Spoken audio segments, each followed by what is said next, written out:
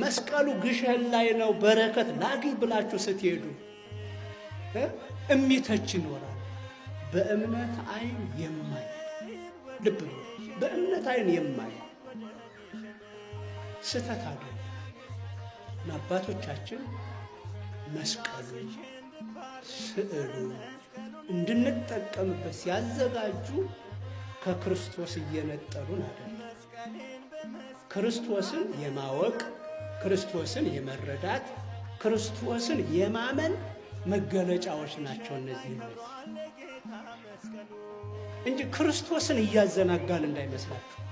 ክርስቶስን መስቀሉ ይተካል ብለንም አይደል፣ ስዕሉ ይተካል ብለንም አይደል።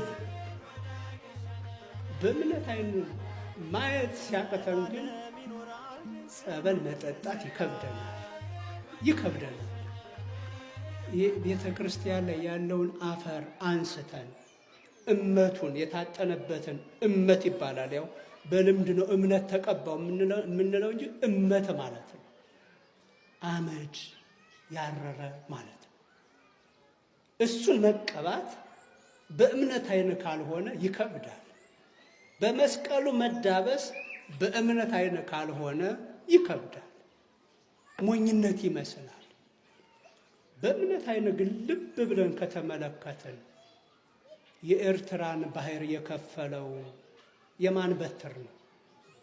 የማን በትር ነው ሲንገሩኝ?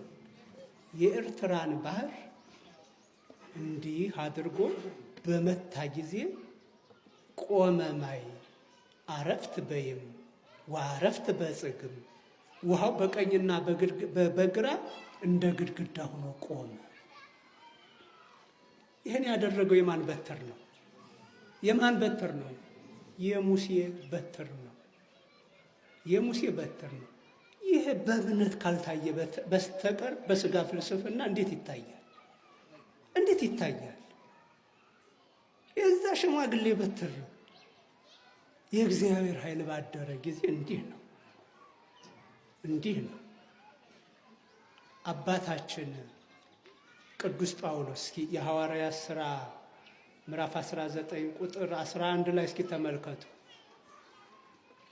የአባታችንን የቅዱስ ጳውሎስን ጨርቅ እየመጡ ሰዎች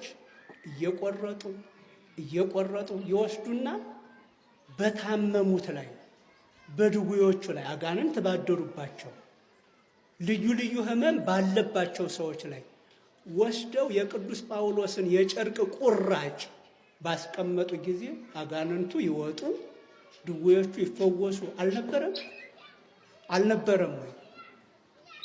ምን ተጥሎባቸው ነው? የቅዱስ ጳውሎስ ጨርቅ ተቆርጦ። በእምነት አይን ማየት ካልቻልን እንዲሁ በፍልስፍና ዝም ብለን በዓለማዊው እሳቤ ምርምር ከሄድን ክርስትናችሁ ከእናንተ ይሸሻል።